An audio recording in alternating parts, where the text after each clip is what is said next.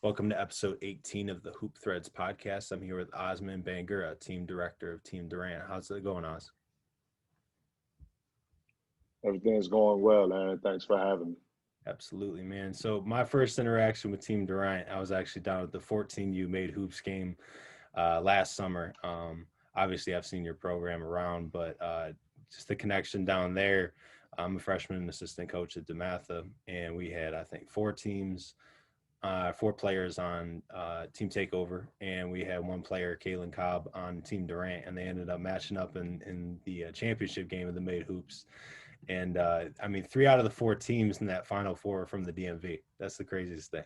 I mean, both Takeover teams in Durant, and I think the other team was from Texas. I don't remember off the top of my head, but wanted to show some love real quick to Mac and Jordan, your shooters, and kind of talk about how important it is to put, the video content out there, especially for these kids, but also just for the program to gain more notoriety. Yeah, nah, definitely, man. It was that weekend was a great weekend. Obviously, having teams from the area always helps the area. We talk about the best talent in the country, and I think it goes sometimes where people think we're just saying that to say it, but you see it every big event, every AAU. I mean, you see the amount of talent that comes out from this area, and that weekend it goes to show you had 3 of the 4 teams in a semis from this area. So it shows the job that we're doing in this area. Absolutely. So I want to have you on just because I know, so many people kind of, mutual friends and players that have played for you. They have nothing but great things to say about you. Coach H. Hernandez said, the one thing I got to say about him is that man needs a personal assistant. He's juggling so many different things at once. But, I really liked 2 of your players. I talked to them, and they said that you've taught them a lot about patience, and you taught them a lot about maturity, and you're always positive. So kind of talk about where that comes from, and then we'll get into your background a little bit. Yeah, Coach JJ is right. I mean, I juggle 5 million things, man. I got to get better at delegating.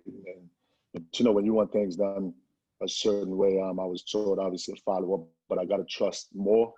Yep. And we have more than capable people that can do it. So that's me getting better, obviously, as a director, to be able to trust more and delegate more stuff. Now, from the coaching aspect of it, and the players are right, man. I mean, patience is key, I think, in everything we do, not just in sports, but in life. So for me, I kind of learned at a young age, you want things to happen like right away, but sometimes it's a reason why things are not happening the way they are, and we just have to be mentally strong enough and patient enough to say, you know what, it's gonna happen in due time. So I think for these guys, when I'm dealing with them, everybody has a dream of playing at the next level, whether it's college, but playing big time college basketball or going to the NBA. You ask 99% of these kids that play ball what they want to do. They're gonna say they want to go to the league. Now, how do you get there? It takes work, but it's a marathon, not a race. So patience is in between that. So you have to be able to put the work in and just let it take its course. Get there, and as long as you put the work in, you stay dedicated to your craft, that time will come. But patience is a big part of it. If you're impatient, then that's when you start doing things, going out your comfort zone, and you start doing things you're not supposed to do. So patience is huge for me. I preach that not only in the basketball court, but in life and my workspace as well. Absolutely. Let's talk about your high school career. So you told me that you were just the defensive dog. You're a winner, but you weren't all met. You weren't kind of the all accolade team, and your only opportunity after high school was to play at the JUCO level, and that wasn't really something you were looking for. So let's start at Widener and kind of talk about your experience there, and then transferring to Morgan, and then ending up ultimately at VWU. Yeah, kind of what I told you. Always been a solid basketball player. Never all met, all league, none of those things. But guys know I played. I played hard. I played smart. Was always a team guy. So, and I was okay with that. Like we talk about guys owning a role. Like I knew my role. I played with high level guys that scored, did everything else, but not everybody wanted to defend or rebound. So I did those things. But yeah, coming out wasn't really serious in school. I went to school, did work, but could have been more focused. So the only opportunity I had was Charles County Community College, and obviously at that point I thought I was, better than that. Yeah. And also Charles County, from Landover, Maryland, PG County to Charles County, I thought it was like That's 3 days to get there. I thought it was just way out the, out of state. So I was like, there's no way I'm doing that. But then end up getting to Widener through my aunt's friend. But I had to go through a program to show I was able to handle the work for, I think it was 6 or 8 weeks. Showing I can do the work, and I got accepted to the school. Obviously Division III up in Chester, Pennsylvania. Didn't know nothing about the coach, played a couple of pickup games, and guys were like, hey, come try out for the team. I'm just like, not sure, don't know nothing about the school, but went out there, tried out, and it did well. But the pace I was used to, coming from PG County, fast, pressing, full court, everything was slow. Catch the ball, you walk up the court. So it was a little different for me, got a little frustrated. And obviously it doesn't help when coach doesn't recruit you, doesn't know nothing about you, and you're just walking into a no man's land. So you got to kind of earn it. So it didn't really work out like how I wanted. Bumped head a few times with the coach, and nothing disrespectful, just more so how I wanted to play, and his style of play just didn't mesh. But I love the school, great university, very small in the middle of Chester. But obviously Division III, no scholarships. My parents couldn't afford that. I had a great time there, just couldn't go back because of the cost. So that's how the following year, I think after that spring, fall came, didn't go back, just work, try to help my parents out. And then had an opportunity to go to Morgan, financial aid and things like that. Got that done, got the grants, 97 spring, got to Morgan, and same thing, same path, knew a lot of people from the area that went to Morgan, played in the Merrill basketball. And Merrill was actually bigger than the, the school team, the basketball team itself. So more folks would be there in the Merrill games than they'll be at the game. So that was pretty big. I had conversations about trying out for the team as well, but didn't have no scholarships, no walk-on, no nothing. Decided to leave there because it was a lot of distractions. Baltimore to PG County, you're talking 25, 30 minutes. It's a lot of things that can go on. So I felt like I couldn't get anything done if I stayed there. So a good friend of ours, Kevin Nickelberry, was recruiting my brother to go to Monmouth. He was coming out of New Roosevelt. And so we just having a regular conversation about schools and things like that. And I mentioned what I was trying to do, and he decided to reach out to Terry Butterfield, who was at Wesleyan at that time, and reached out to him, asked if if he can have me come down and just work out. I did. I worked out, and it turned out well, and he wanted me to, come to the school. And so that's how that whole thing kind of transitioned. Me ended up there that year. Got you. Talk about you having to clean the bus. Tell that story on that road trip. Oh man, yeah. So we were, preseason scrimmages. We had actually a scrimmage with Longwood, and that weekend it was Hampton homecoming. So for most folks that know about, homecomings and HBCU homecomings, it's different. So for me, young, not really understanding, and the guys on the team were from Norfolk, Virginia Beach area, so they talked about it, and we knew about Howard's homecoming, Morgan State, and all of that. We know how big it is. So never been to it. So we were slated to leave the following morning, I think, like 5 o'clock or so. So I decided, hey, let's go to the homecoming. We'll make it in time. And so we went to Hampton homecoming, had a blast. I think we got in about almost 4 o'clock, 4 a.m., and we're leaving at 5. So try to sneak a nap in before we hit the road, and literally woke up, almost missed the bus. I'm the last one to get on. And coach just looked at me, shook his head, and I went all the way in the back of the bus. I'm just telling the guys, didn't really think any repercussions for it. I'm just like, man, he's not gonna play me. He don't know me that well anyway. So kind of didn't take it serious. And so I was telling the guys how great it was. So got to the game, coach didn't play me at all. I think it might have been the final quarter he played. He put me in there. really didn't know the plays. It's just freelancing. But I was able to get in spots and, hit some shots and things like that. So we came back and he had a conversation with me. He was very disappointed. He made me clean the bus. So yeah, that's literally as we got off, everybody got off the bus. I had to stay to clean the entire bus as a punishment.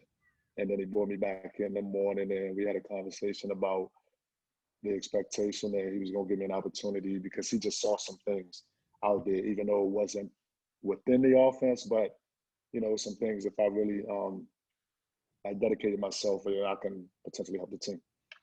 Absolutely. I mean, I'm just sharing that because it was, 22 years ago and you still remember it. So it's obviously pretty impactful for sure. Yeah. Talk about the Achilles injury and your retina injury, and then we'll move on to St. James and Durant. Yeah, so the Achilles injury was more piggyback off of me cleaning bus, had a conversation with coach in the office that morning. He literally said, I was listening, very disappointed with what you did. You got to be committed to this. And so obviously I apologize. And he said, but I did see some things out there that I think you could potentially help. So I'm going to give you an opportunity. So, for athletes, all you ever want is opportunity. You're going into, again, I say foreign land, you're going to a space where, you're not recruited. You're just walking in and you got to kind of fight from the bottom. So very excited. I remember running to the dorm room, pretty excited, telling my roommates, hey, I'm just about to just change my whole mentality. So jacked up. I think I was the first one to practice, change, ready to go. And we're going through defensive drill. I think we might have been doing shell drill or something. So I'm guarding. Arguably, I say one of the best shooters I've seen in my life to this day. Kid about 5'8", Tim Petrella from New Jersey. Didn't lift one weight, had a headband, looked like Teen Wolf, drank coffee. That's all he did. But can flat out play. Again, this Division III. So I'm guarding him. And I remember trying to fight through a screen or something. And it felt like somebody kicked the back of my head. And so I looked back and I thought, I'm looking at the captain at this time. I'm like, hey, did you kick me? He's like, no, I was nowhere close to you. So I'm down, I couldn't get up. So they took me to the training room. Trainers doing the assessment, telling me to push on his hands just to see exactly what's going on. And there was nothing. He couldn't feel anything. And he knew right away it was the Achilles and just kind of broke down, man, because never knew what the Achilles injury was, the severity of it. So my Achilles had rolled up to my calf. So needed surgery, ended up getting surgery for 2 days after. And so pretty much my season was over. My season was over that year. So very disappointed. Didn't know what to do because my goal obviously was to try to play college basketball, but now it's done. But the school was phenomenal. The professors, my coaches, they rallied around me. They wanted me to be a part of the team. So I had a golf cart that took me around campus. And if it really wasn't for the school, I don't know if I'd be there. I might have left and just said heck with everything.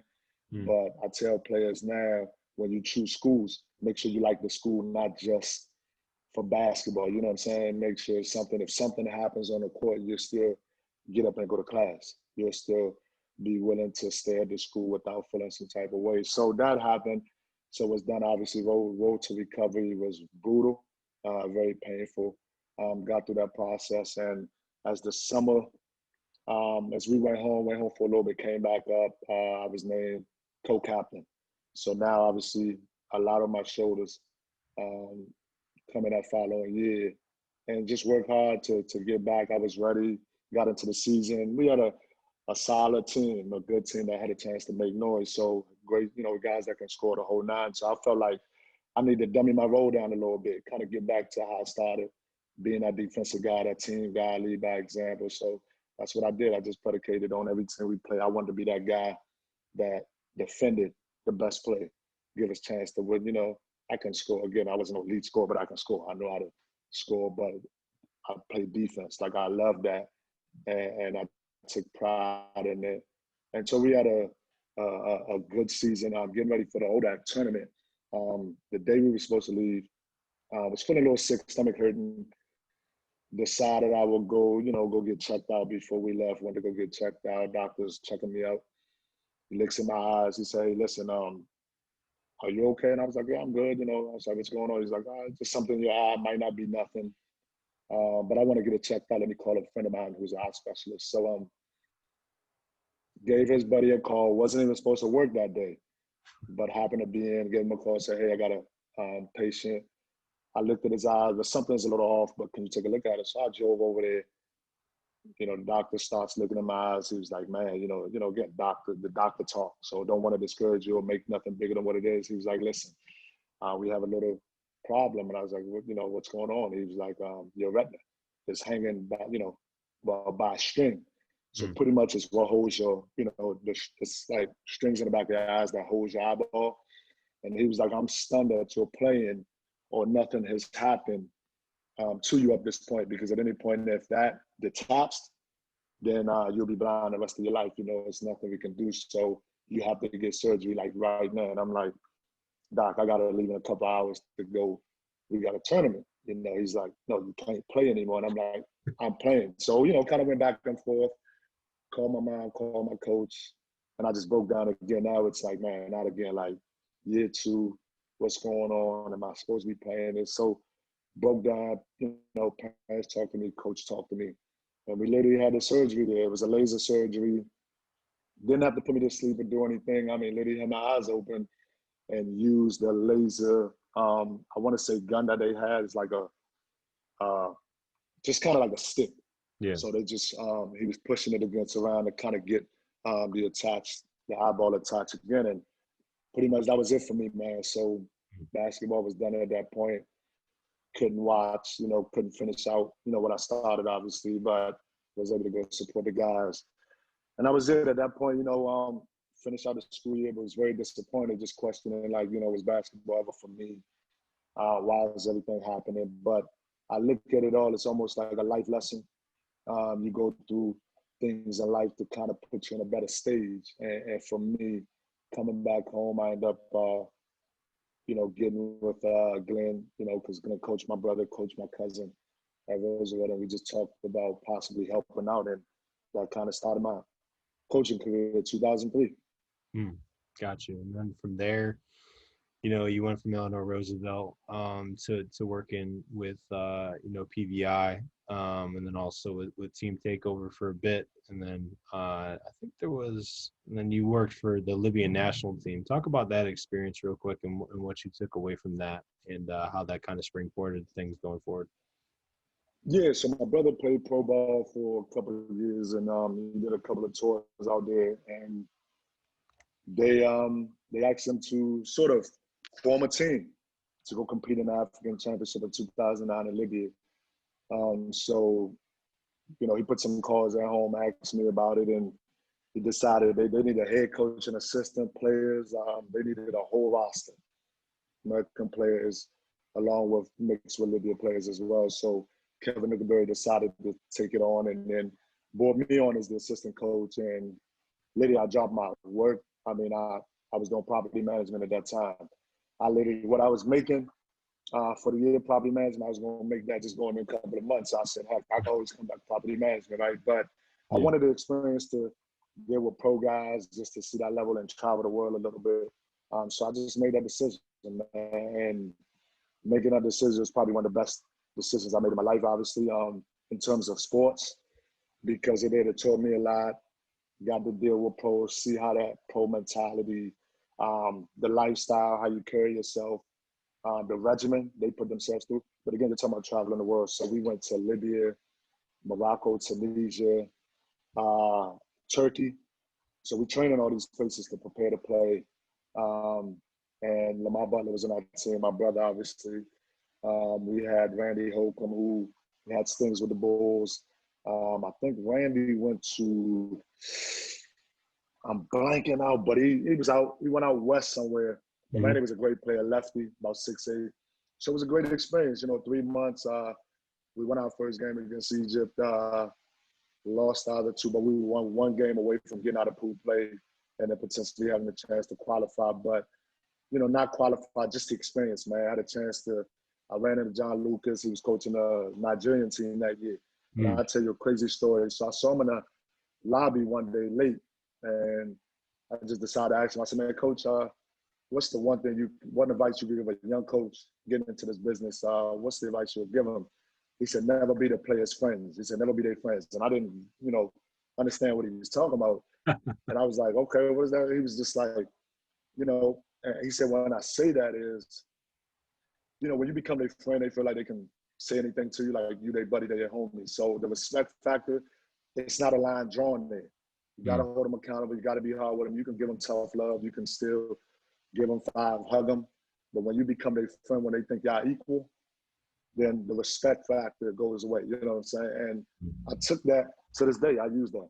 Like all the players that I coach, they tell you like, we laugh, we joke, but they know where I draw that line. They know where it comes from. For me, I do anything for them, but from the disrespect aspect of it, it doesn't happen because they know. So I took that away from that whole experience out there, which was great, which got me kind of where I'm at right now. Cool. Let's talk about Durant. Let's talk about Move as One. What does that mean to your organization, and kind of talk about the beginnings of Durant and your involvement with them. The beginning, again, was what take over. And I would say for many coaches, part of coaching is to advance and build and do and take on challenges, right? So take over has built the brand for years, and an opportunity came where a friend of mine kind of introduced me to Wayne Pratt, who was Kevin's dad. And they were looking to jumpstart the Durant program. They had grassroots, but never really gone anywhere with it. So now it's more sort of build it where to be competitive in years to come. So we talked about it when I got over there. Didn't really have an age group. Just hang around, go watch these teams play, watch these kids play, and if something comes about, we'll go from there. So I went around, watched kids, worked some kids out, and then we just decided to say, okay, we're gonna start a 15U team. We want you to be the coach. So it kind of came real fast, and I was a part of 6 at the time. And I remember saying, man, that's a big decision. It's one or two ways this thing could go. I go with it and then build help build a great program, or you go with it, doesn't work out. But again, I knew with, Kevin's name behind it, it's a huge brand. He's already built his brand. It wasn't like he was going to be down here like coaching. So I kind of had to sell myself with the staff and things like that. So we kind of put our heads together and we just started recruiting. And then we did. We went after guys that were blue collar. Not a lot of organizations wanted. They can play. They were solid players, but we felt we were good enough at what we did from the development standpoint to get these guys good.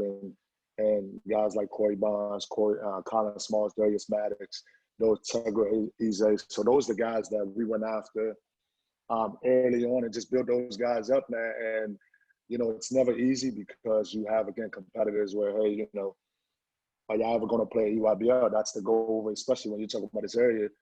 Playing in the elite of the elite tournaments is what you want to be involved in. And for us, we knew we'll have the opportunity, but we need to build it. But we just stayed the course, man. Just put our heads down and just did it the right way. We didn't go and try to get all the best kids. We couldn't get all the because we weren't really established. I mean, I had a ton of relationships. Folks trust me, but they still didn't. I was a little, some reservations about making the move, right? Because there was other things there. Totally understood it, but we did it the right way. And we just started building. And the more we went out there that year, I mean, we did a lot of top teams, lost games as well, but the way we competed, the way we played, respect started coming with it. So after that 15U, turning around in the 16U team, you got more interest, from folks all over.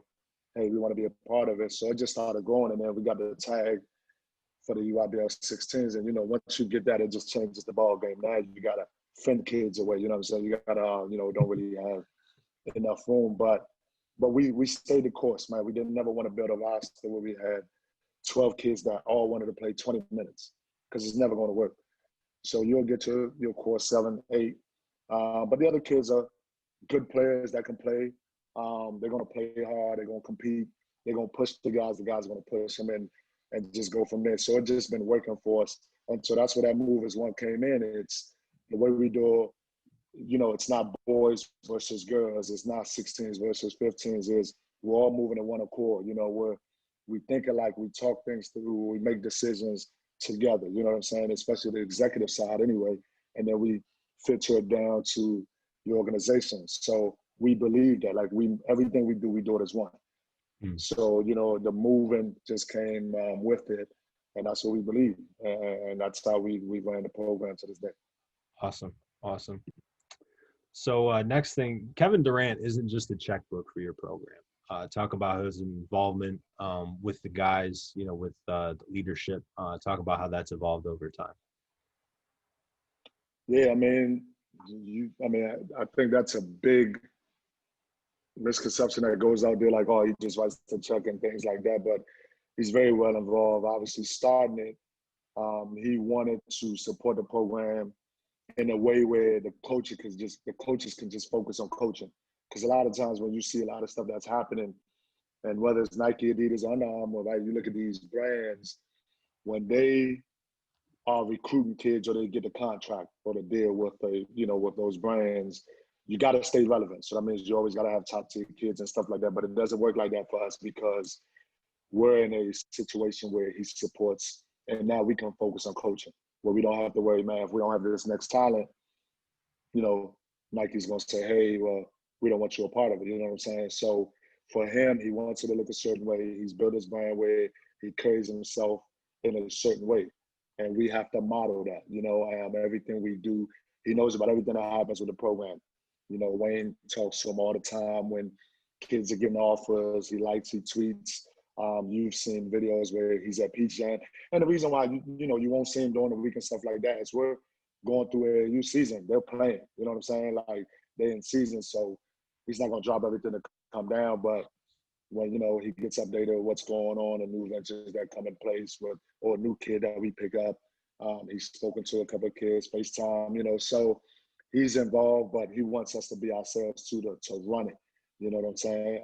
And obviously when he goes to Peace Jam, I got a picture on my Instagram. It's funny. Like, I knew he was coming down, so I didn't want to tell the kids because I didn't want it to be like this big old where they're not focused and they're like, oh, Kevin is coming down and stuff like that. So what I did was I just kind of sat down, but I remember him walking down and I'm outside, the kids are inside, and this whole entire facility is following him. And I'm like, oh my God, these kids are just going to lose their mind and we're going to lose this game. You know what I'm saying? So, but he came in, dapped me up real quick, and he walked inside and I peeked in, and literally all these kids, our kids, they playing cool, but it's like, it's Kevin. Like, you know what I'm saying? Like, Yeah. they feel good about it because he's coming to support them. And so we get in the huddle, and I remember I'm just drawing something, what we're going to start out with. So he comes in the huddle with his hoodie. And I just looked up at him. I was like, I said, you got something? He was like, no, y'all good. Let's go out and win this, right? So it was just funny because you thinking he's in the huddle like he's going to say something, but he didn't. He just wanted to see what was going on. But, he supports everything we do, man. I mean, again, you don't hear about us kind of doing, things out of what our mission is. You know what I'm saying? Yeah. We try to do things the right way. We're by no shape or form perfect organization, but we try to make sure things are going a certain way. We correctly address it and we kind of move from it. But he's heavily involved. Just because he's not in front of the camera or talking and posting pictures every time doesn't mean anything. I mean, he loves playing, being in the background. I mean, he does it now in the league, Yeah, I was gonna say he's not an in front of the camera guy, anyway. So, a quote that I heard from your interview with the Finest Mag, shout out to them. You said we are never really chasing anything. Our goal is to put these men and women in a position to get a scholarship and to go to school for free. They work hard, they play hard. The championships will come, and all 11 kids from that 2019-17 team got Division I offers, and I think they all went Division I as well. One Division I. Yep. Absolutely, and that's a great track record. Let's talk about your partnership with St. James. From Jump Street with Craig and Kendrick, and how important that idea and vision has been for them, and kind of just talk about the facility real quick and everything it has, and then we'll talk about tournaments real quick. Yeah, the partnership is great. We were actually introduced to them through a friend, and so the ideas and things we had, because when you're in this, you constantly have to be innovative. You know what I'm saying? You got to think what's next. And so we're constantly on the phone just talking about, okay, what should we do next? What direction should the program go? I was getting a call. I had to get it off. What direction the program goes. So once we met with Kendrick and Craig, we shared ideas. We walk the facility, it's amazing. And we're like, we can help build this basketball program here. We just talk about ideas, the ideas, our vision, and it just meshed and it felt good, And so we just kind of put it in paper, and then the rest was kind of history. And so when you have a lot of times like great minds, and I'm not, saying like, geniuses or anything like that, but we had some ideas of things we wanted to do and how we can, expand the Durant program. Obviously, they had some ideas for the St. James as well. And when you look at a brand new facility that has everything it has in here, I mean, it's 450,000 square feet, has a football field, soccer field, lacrosse, baseball, hockey, 2 ice hockey, and you got a full 4 courts and a courthouse, Olympic-sized pool. We have a water park in here as well. So Yep. you name it is in here. Yeah. So I think when you bring basketball and a facility like this together, it not only brings people in for the love of the sport, but they get to see other sports that the facility has to offer. So It just makes it more intriguing to the public. And once you come in here, man, it's on a whole nother level. I mean, I've been obviously been employed here. I work here as well full-time, so I oversee the basketball aspect of it, bringing events here. So those are one of the many hats Angelo was talking about. Got to do. So So bringing events, balance, and things like that, it's great because when you have folks come watch tournaments, they can, a lot of times when we go to tournaments, you have your kids. If they don't like basketball like that, what else can they do, right? But if you have we have super awesome amazing, which is a kind of like a trampoline type fun area where kids could just run and lose their mind. We have video games set up in there, virtual games. So you can just stick them in there while you watch basketball and they'll be entertained. So when you have that, like, it's a one-stop shop, and you want to be a part of it. It just made sense for us, and it's just been great since we got involved with this partnership. That's awesome. Let's talk about the Martin Luther King Jr. Tournament. Just wanting athletes from outside of the DMV to experience DC and the culture. And you were speaking in that Finest Mag interview about coming up, you guys played locally for the most part. Eventually, you had tournaments at the Disney gym in Florida, but a lot of these kids have never been out of state. So you kind of reached out to the local teams first, got them committed, and then reached out at the national level to kind of put some of these kids on the map. And not just do that, also have them go through cultural experiences, the African American Museum downtown, the Lincoln Memorial, MLK Memorial, kind of bringing them to all those spots to not just play basketball, to also kind of experience the culture of DC and the DMV. Talk about how that went, and how proud you are of it, and looking forward to adding the girls team in the event next year. Yeah, man. I mean, I would say it's probably one of the biggest events I've been involved with. I mean, there's many out there, but I think a lot of times when the idea came, we were just talking about obviously hosting tournaments. You're always talking about what you can do next. So when we thought about MLK, it wasn't really a lot going on. Our biggest event that weekend is Hoop Hall. So, but when you go to Hoop Hall, I've been there, obviously with Part of Six, and we visit the Hall of Fame Museum. You visit that, but it's still basketball, right? So it's still basketball. So what are we really getting out of it on that weekend? So we thought about, okay, well, if we do something, let's add something different to a lifelong experience, whether a team comes back, but they can walk away and say, man, you know what, man, that was pretty dope.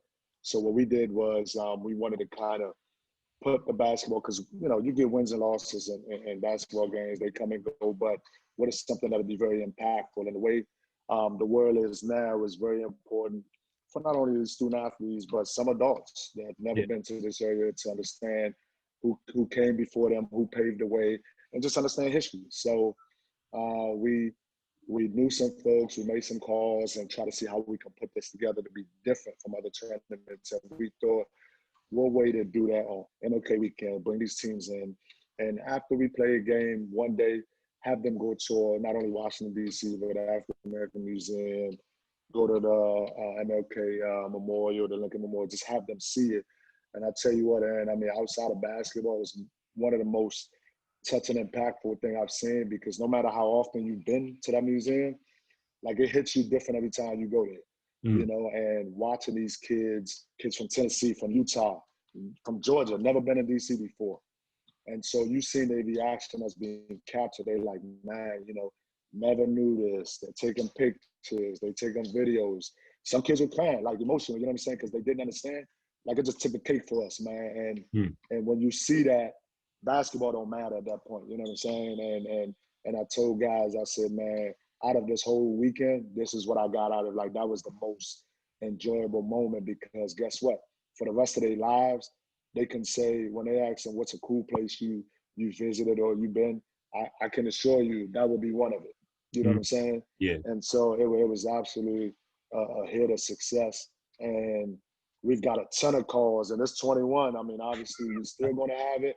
No, I'm serious. I mean, it was so many teams we had, like, COVID, and I hate to say, like, it's kind of helped us a bit, because some teams are like, oh, we can't travel, because that's how many teams we kind of had coming in.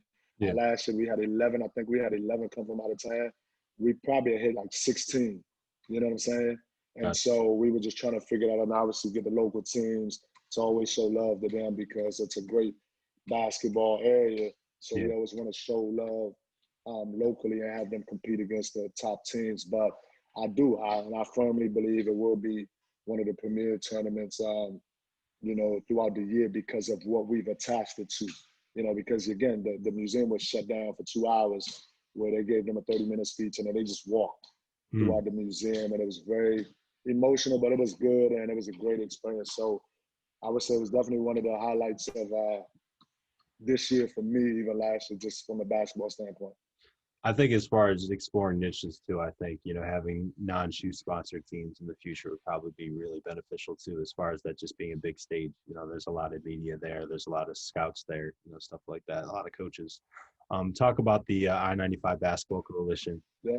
Kind of put the public's mind at ease, you know, with, you know, the measures taking place to keeping all these players safe. You know, kind of talk about, you know, what went into that, you know, the planning, and you know, you guys pulled it off. You know, how did that go? Yeah, it was just like everybody else, man. You know, we've been locked in for a while, and you wanted to do something to get these kids active and moving. So it was a very thought out process with leadership here. Obviously, wanted to put things in place, and some of that were obviously the hand sanitizer station. They got with a company that installed a temperature reader as you walk into the facility. You had to fill a health assessment form. So we hired additional cleaning crew, I think additional 24, 26. I mean, literally, if you're in a weight room lifting, it's someone from the cleaning staff standing 6 feet or around the corner as you finish and wipe it down, because it was that important for them. And I think obviously we went above and beyond in any facility around to make sure. I mean, they changed the filter and the ventilation system for airflow. So it was very thoughtful. And basketball wasn't even actually supposed to come yet.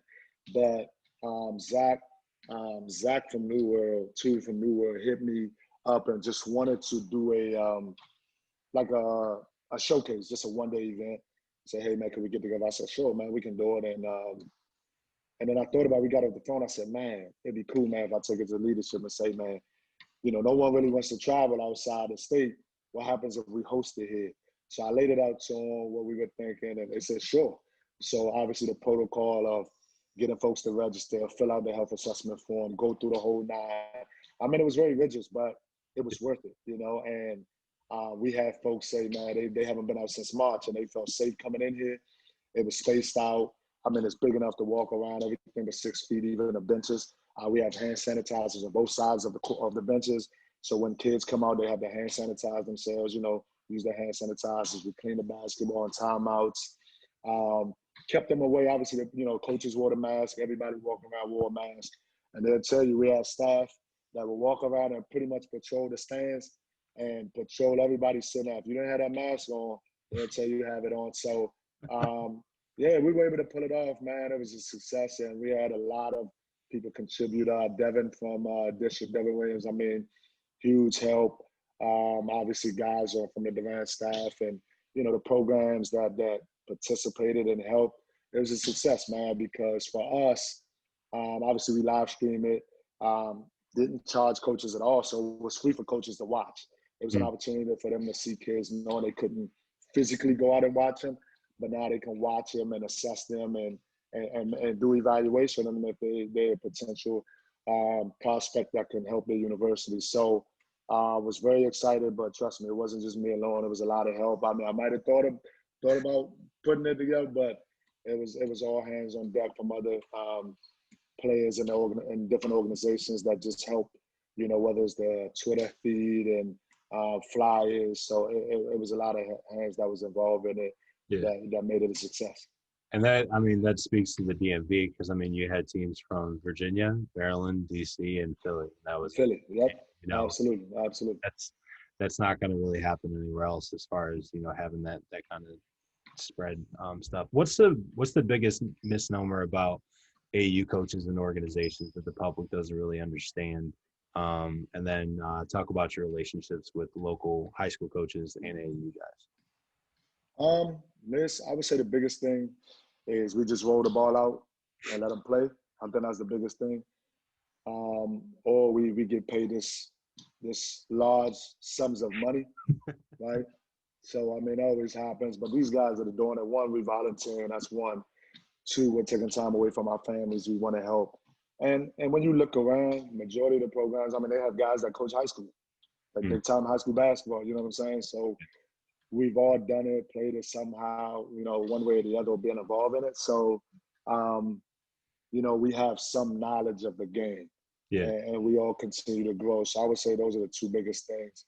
Now, when you say my relationship, one thing I try to do with every kid, man, I try to reach out to the high school coaches and just, I know a lot of them, and I try, I don't really have enemies like that.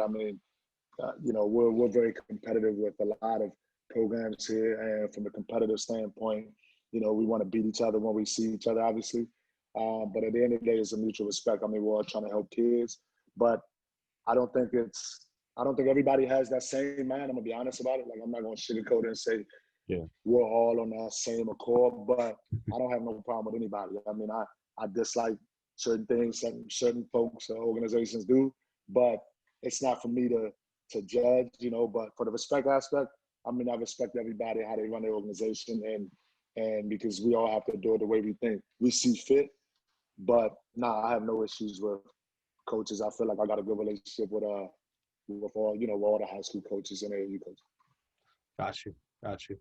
Let's talk about the In the Water doc. I know this is kind of outdated. It came out in the spring, at the beginning of all this COVID stuff, but there was, kind of a narrative about that, PG County kids, like, they can't be a PG County legend if they're not from here, or if they didn't play high school ball here.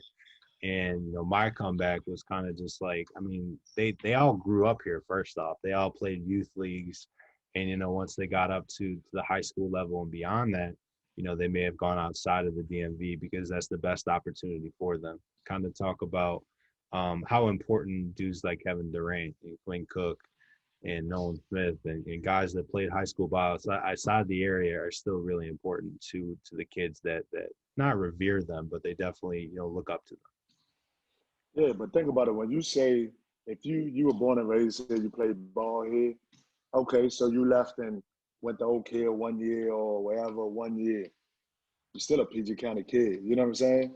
And so you did what you did at the school you played at 1-2 years, and you held it, you held your own. You played against Tyler, whether it's private, public, it's still the DMV that you played. So I saw it too. I didn't engage in it, but I still think you're a legend. And when you talk about the Quint, the Kevins, the Joe Jacks, all these guys that played, these kids now, they look up to these guys.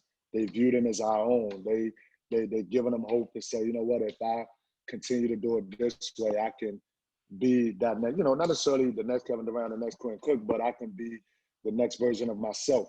But I have a chance to go out because folks are looking at the DMV as a basketball hotbed where you can get talent. So I think it's very important. I view those guys as legends in their own ways and what they did for their respective schools while they were here. Again, I think we look too much into it when we're trying to dissect this thing all the way down. You played it. I mean, we all make decisions to make a move to better ourselves, right? But it doesn't take away from where you're from. Like, because when those guys went to play these schools outside of the area, when they asked them where they from, guess what they said? PG County. So what are we really talking about? You know what I'm saying? So if they're repping the area, they were born and raised here, they played here, I don't have no problem with them. I view them as guys that have helped this game and pour back into the community to help the next generation get to, hopefully reach whatever their goals and aspirations are. Yeah, and that was kind of my take. I mean, I'm biased, but Austin Freeman, he works with me on the DeMatha staff, and you can't tell me that dude's not a PG legend. I mean, he doesn't. He's super humble, and he's never going to say that himself. But I mean, he's still made it to the McDonald's All-American game, played at a high level at Georgetown, played overseas, and was successful with that and had a great life. So I think that's just kind of the one part of the documentary that wasn't really captured. Not everyone makes the league, and that's fine. And that message kind of needs to be shared with kids, I think. Last question is, have you made it, and what do you want your legacy to be? No, I don't think I've made it, man. Because again, as a coach, as a person, you always can get better, right? You can get better, you can do better. And you want to help as many kids as you can, but it's not all that you can help. So you feel like you fell short, even if it's one out of 10 kids. So no, I haven't made it. I'm still learning, I'm still growing. It's a ton of coaches that I still watch from the high school level, college. I try to pick their brains and just continue to get better. I mean, I'm nowhere near perfect. I make mistakes, but I think having good people around you to check you when you're kind of, going off the road, that kind of helps. And then trying to just give back, man. So whatever I've learned throughout my career, whether it's the little bit of playing time, the little bit of playing I did, and to the coaching, I try to give back. So it's nothing I do that I created. You know what I'm saying? I learned from somebody else. I picked up. So I'm not going to hide it and put it in this box or this vault where I don't want to share it, because I think that's where we fall short at times. We think, oh, it's ours, I can't share it. But for me, I got ways to go, man. I still feel like I can reach out and touch so many kids. And to be honest, and I've said it in the past, and I talk to Wayne about it all the time, like, it might seem like, oh, man, you oversee this, you're the director, you coach the UIBL 17s. But, I mean, I'm sure there's another guy that wants to do that. Yeah. So once I reach a goal for the EYBL, which is, hopefully win it one day, once I do that, I feel good walking away from that and help the next guy, help the next, you know what I'm saying? So I got a lot more to do, a lot more to accomplish, but no, I haven't made it. And I'll get there someday. But I don't know if I'll ever say I've made it, because it's always going to be something you feel like you can do. You know what I'm saying? A constant pursuit. Kind of in that vein, I lied. I have one last question. Who's a player in the Durant organization or a coach that people don't know about that they definitely will soon? I would say, when we you talk guys about got coach, a lot. I mean, Yeah. Yeah, we do, man. We got a lot of, man, really good coaches, man. I would say Coach T. Johnson, that's a Wilson. I mean, young, energetic. Because we know the others, like Angelo, these other guys, like, everybody knows Angelo, right? We know these guys, and Angelo has done a great job with us, continue to build. But when I say a guy he's out there, he's in the background, and, has his ears to the streets with the young kids and that age, I would say T is definitely a guy to keep an eye out for. I think he's going to be a great coach one day, whether it's high school or even make the jump to the next level. Player-wise, I think you guys know about Jonathan. I mean, we talked about Jonathan. People know about Jonathan, but the kid is kind of coming in his own, man. He was challenged by Wayne earlier in the season to, get in shape. And I think in a long time, I haven't seen a kid really lock in and really get in shape. And you really see what it's doing for him, man. And we got a ton, but if I had to say one, I would probably say that. I would say Jonathan, what he's doing. But, I mean, hell, man, we got a lot of great kids, man. When you have great kids around, they kind of feed off each other. So they kind of pushing each other now where it becomes a competition with them. You know what I'm saying? Yeah. And so that's always great for our organization. Is your Sorry, I got one more. Your sideline demeanor is really calm and collected. Is that a conscious decision? Because it's definitely a lot different than a lot of animated, Rick Pitino, like, stomp up now type coaches that exist in the game today. Nah, it's me, man. My personality, I don't know what people tell you, man, but I kill him so much in practice. But one thing I'll tell you though is, they'll tell you though about me. Like I do, I care. I'm a player's coach, and when I say that is, we laugh, we joke. I give them freedom to be themselves, right? When you allow them to be themselves, they can make mistakes and feel like, damn, coach ain't why he picking on me. Like I hold them accountable, but I allow them to be themselves because when they're themselves, then it's no secret. You know what I'm saying? Then they don't feel like they have to portray or be somebody that they're not. Hmm. And then so now when you get that trust, I don't have to do a lot of yelling because they know I can just look at them. They know, or when something happens in the game, they like my bag before I even say anything. So if they're saying that, why do I need to be jumping around, flipping and Yeah, going crazy? You know what I'm saying? So it's just my personality, man. I feel like when we do that, they gain more respect from you because, yelling, screaming, it works for some, right? But I mean, they kids. We played once. So you imagine how was your reaction when you got yelled at all the time? You know what I'm saying? How did you respond to it? Some yeah, guys need that, but I mean, with my demeanor, man, listen, it's just me, man. So what you see is what you get. And I'm like that in real life. So it's not just the sideline. I'll sit there, we can talk, and then you're not gonna see me up in arms. But when I get it, trust me, if you ever see the huddle, you go back and watch some film. If we get into a huddle and I kneel down, y'all don't hear what's going on, but there's some things that go on in between that we're real close that you'd be like, nah, not him. But yeah, it happens. It happens. it definitely happens. All right, brother. Tell the people where they can find you on Twitter and stuff like that, and kind of whatever you have coming up next.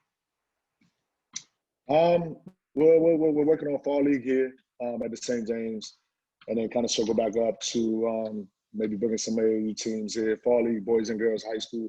So Gotcha. we're working on that. We got training going on. So there's a ton of stuff going on, man. I think we've kind of started the process of a safe space for, you know, kids can play, for parents to come and watch games. Yep. And so we're just going to kind of duplicate what we just did moving forward. It's some things coming in the future. Awesome. All right. Well, we appreciate the time, man, and good luck. The rest of the year and the rest of the season, man. All right, thanks, sir. I appreciate you, buddy. All right.